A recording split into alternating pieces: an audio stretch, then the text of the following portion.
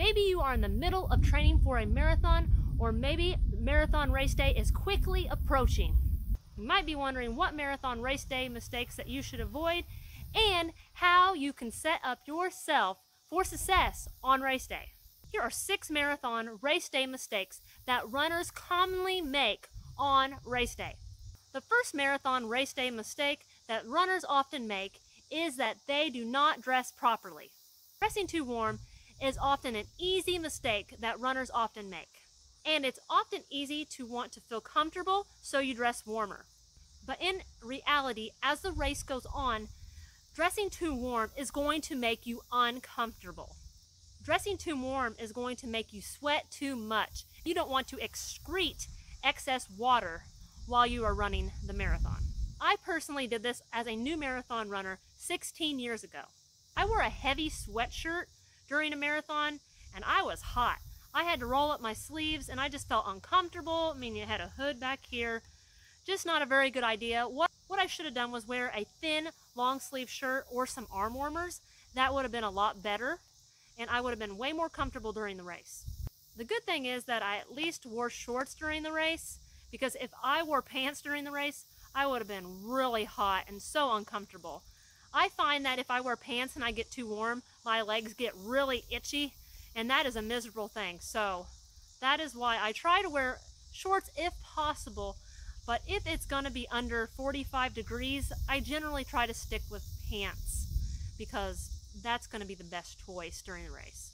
Another way you might not dress properly is that you are not wearing enough clothes. You don't want to be way too cold. If the weather is supposed to be really windy or really rainy, or the temperature is going to possibly drop during the race, you don't want to feel like you're freezing and shivering.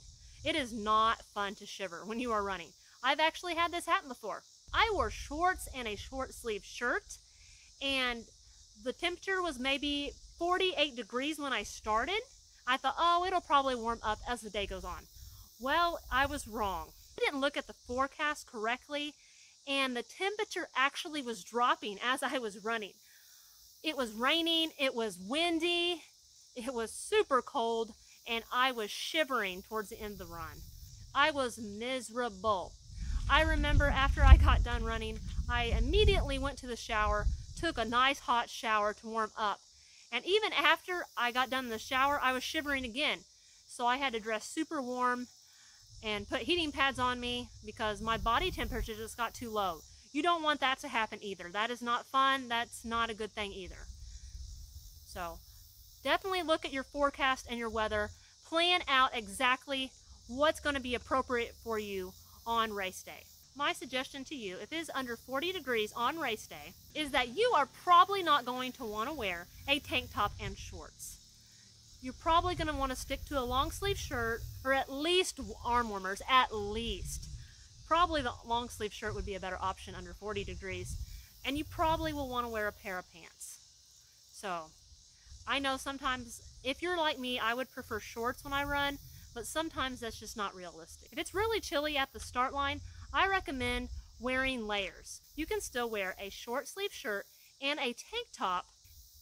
Maybe have at least a long sleeve shirt over it, or maybe your arm warmers, so that you can shed that clothing as your body warms up.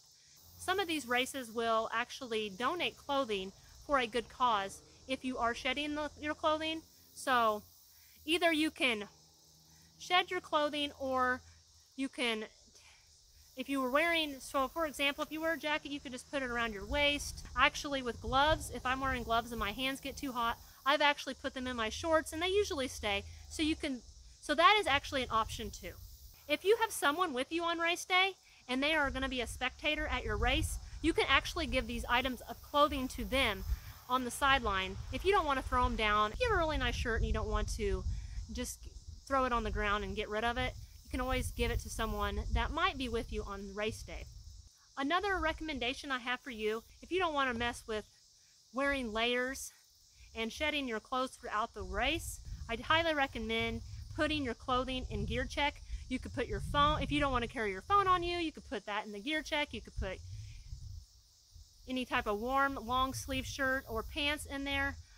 I feel like if a race has gear check, it is essential that you bring extra clothing and have that for the end of the race. Because at the end of the race, you are going to probably get cold because your clothing is wet and you're just going to cool off fast. Your body temperature is going to drop and you want to get out of those wet clothes as soon as possible. So definitely pack a nice dry pair of clothes that you can pick up after the race and get it at gear check. Another thing that I want to remind you of, if it's going to be chilly during the race, is make sure you have a pair of gloves, ear warmer, something to keep your ears warm, a hat possibly if it's going to be really sunny or possibly rain. Make sure you have those items with you because you're going to thank yourself later if you have that extra warmth, protection for your hands and your ears, or just something to keep rain out of your eyes or the sun out of your eyes. So make sure you do that. The next mistake that runners often make is that they wear new gear on race day. I highly recommend that you do not wear a new running outfit on race day. It is recommended to do one long training run in those clothing before you run the race, because you want to see how this chafes you or if it's just uncomfortable, that sort of thing. Just because you don't want to be uncomfortable during your race and you want to make sure this is the right item of clothing that is going to be best for you during your race. Another thing is, don't get a new brand and model of running shoes on race day. You want to at least make sure you ran a couple, maybe a training run or two in your shoes to see if they're going to work for you. Make sure you're not going to get tons of blisters or a heels rub and you're going to get cut in the back on your heel. You don't want that to happen because that's very uncomfortable. So make sure you at least wear your running shoes, the new pair of running shoes, on a long run or two. I know sometimes we get through our training and our shoes are completely shot. If that happens to you and you're like, you know what, I desperately need a new pair of shoes, I cannot possibly run the marathon in these old training shoes that I'm running in, make sure that you are getting a brand and a model of running shoes that you are used to running in. This also goes for any hats, hydration vests, or spy belts, or any other gear that you plan to take with you on race day. Make sure you do at least one training run in them, or see if they're comfortable for you. I know that some hats actually can ride up and get annoying. You have to pull them down. You want to make sure it's not going to do that. Hydration vests, you want to make sure you're going to be comfortable using it, or if it's right for you, you don't want to have it chafe you or anything like that, or bouncing up and down. You just want to make sure you practice in it before the race. Also, spy belts. I've actually used a spy belt in many races, and I have found that they can be kind of annoying sometimes. Sometimes you need to definitely adjust them accordingly. You don't want to just necessarily cram them full of stuff. I found that putting my phone in there was not a very good idea because it bounced up and down and hit me in the back the whole race. I actually have kind of tried to get away from spy belts. I actually have this one hat that I use, and it has zippers on the side and you can zip it, and that is where I put my sports gels in for the race, and I found that it worked great.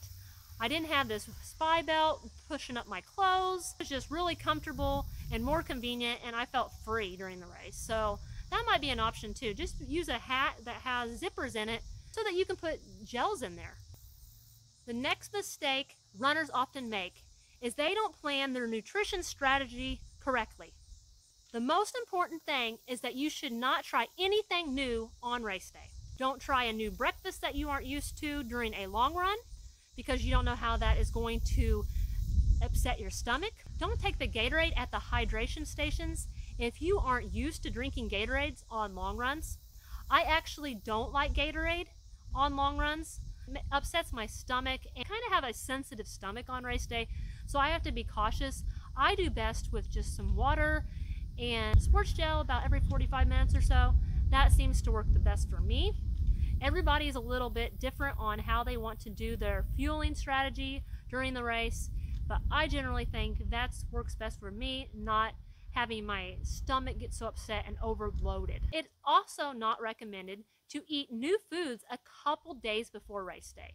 Stick to what you are used to, because sometimes if you eat certain foods can still affect you 2 days after you eat it, and might upset your stomach, so you want to avoid that at all costs. You want to make sure the meal the night before the race has lots of carbs. You want to eat more carbs than you normally would at supper time. So keep that in mind. You want your meal to be pretty carb dense. You're definitely going to need that fuel during the marathon. So spaghetti or some sort of pasta would be an example of something that you could eat that would be very carb dense. You also want to make sure that you are eating breakfast before the race. For example, you could eat a bagel, or oatmeal would be an example of something that you could eat before the race that would have some carbs in it. A warning to you though, if this is your first marathon, you might not really feel like eating at breakfast time, because you're kind of full from the night before, and sometimes eating like at 5 o'clock in the morning can be hard for some people. I'm one of those. I just kind of have to make myself eat because I know it's going to benefit me during the race. Just keep that in mind. You're going to have to eat because you're going to have some energy. So as far as race fueling goes, you're going to probably want to take a sports gel about every 45 minutes. So something like this, if you are not familiar with a sports gel. So this is just a Cliff Shot. I like the Vanilla Sports Cliff Shot because it doesn't have caffeine. I don't really interact too well with a lot of caffeine when I'm running, so that's why I stick with this. There are other options, more organic options if you are worried about that, but there's so many different options of sports gels that you can do. I usually stay away from the fruity ones. I find that they upset my stomach. But you're just going to have to trial and error and see what works for you. That's why it's totally recommended to practice during your long runs to do all these fueling strategies. When you are taking one of those Cliff Shots, you want to make sure you are washing them down with plenty of water. They will have a pretty strong aftertaste. You're definitely going to want to try to drink at least a little bit of water at most race stations. So if you are using the race's hydration stations, you want to make sure that you are stopping at most of them. This doesn't mean that you have to chug down water. It's actually better to take little sips of water, pinch the top of the cup, and drink 1 or 2 good sips, and then you can throw the rest away, because you don't want to feel like you have a jug of water when you are running and it's like blunk, blunk, blunk, because you will hear that if you drink too much. So you want to try to avoid that. Make sure you're taking little sips. That's going to benefit you more. The next mistake that runners often make during the marathon is that they have no race day strategy. If you have no race day plan, you are simply saying that you are going to wing it. You will thank yourself if you are more organized and have a plan before the race. So you need to plan when you're going to get to the expo. You need to plan out what and where you are going to eat the night before the race. So you're going to want to plan out what you're going to eat for breakfast before the race, and it's highly recommended to lay your clothes out and anything you're planning on taking with you during the race the night before, so you're not scrambling to find it in the morning. It's also a good idea to look at the course map to know what to expect, the elevation changes, where there might be some hills, that kind of thing, to be a little more strategic of how you might want to run and pace during the race. Make sure you're eating your breakfast at least 2 hours before the start of the race, because if you eat too close to the race, it might make you feel sick, and it's not going to be a very good fueling strategy at all, because you want to allow your food some time to digest. If there is busing to the start line, you want to make sure you know exactly what time you need to board the bus. If you are going to drive to the race, you need to know what time you want to leave, or if you are going to walk to the race, you want to make sure how long it's going to take you to get there and what's the distance to get to the start line. You don't want to overdo it. If you're walking over a mile, that might not be the best strategy. So if it's a short walk, it probably will be just fine. It's highly recommended to get to the race at least 45 minutes to an hour before the race starts, because you want to allow yourself plenty of time to go to the bathroom, and you want to allow yourself plenty of time to make sure you're able to get to gear check, so you have those nice warm clothes after the race. So you want to make sure that you have your fueling strategy correct on race day, and when you are planning on taking water. So I highly encourage you to download my free marathon race day checklist if this is your first marathon and you want a guide to know exactly what you need on race day. That is in the link in the description below.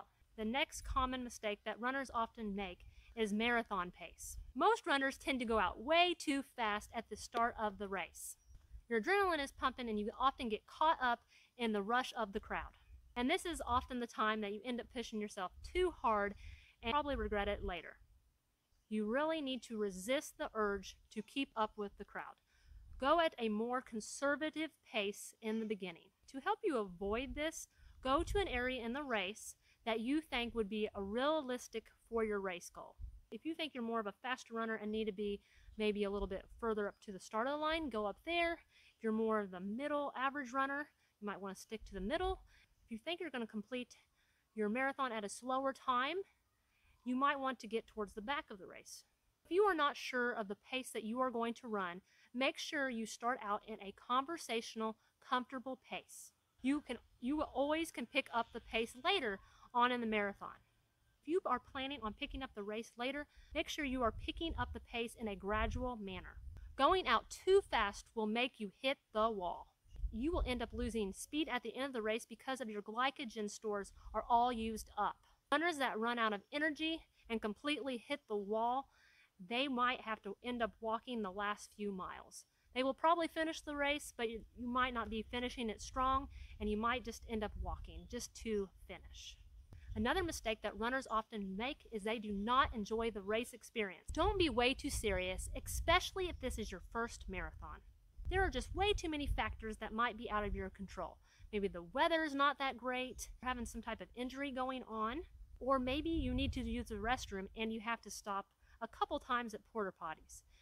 You can't beat yourself up over that, and I don't suggest holding it either because you're going to feel way too uncomfortable. Go to the bathroom and just pick up where you left off and move on. I had to learn this with the experience of running many marathons. I don't take it as serious as I once did. Yes, I want to do well during the race, but I just accepted the fact that some factors are just out of my control and I might not have a good race sometimes. You need to be proud of yourself, all the training you put in, and that you are going to complete your first marathon or your second marathon or beyond. You need to have fun with it. Enjoy the crowd. Enjoy the experience. And the crowd support will definitely help you get through it and can make the experience a lot more enjoyable. Don't beat yourself up if you don't hit your race goal. Remember, there is always more marathons, and there is always next time or even the next time that you can do better. If your marathon is quickly approaching, make sure you download my free race day checklist so you can be as prepared as possible before the race. The link is in the description below. And also, I wanted to remind you, if you are stuck and you need more motivation or running coaching services, so get in contact with me. I have information down below to suggest your interest with coaching with me. Make sure you watch the video on this screen about the 8 tough realities of marathon training.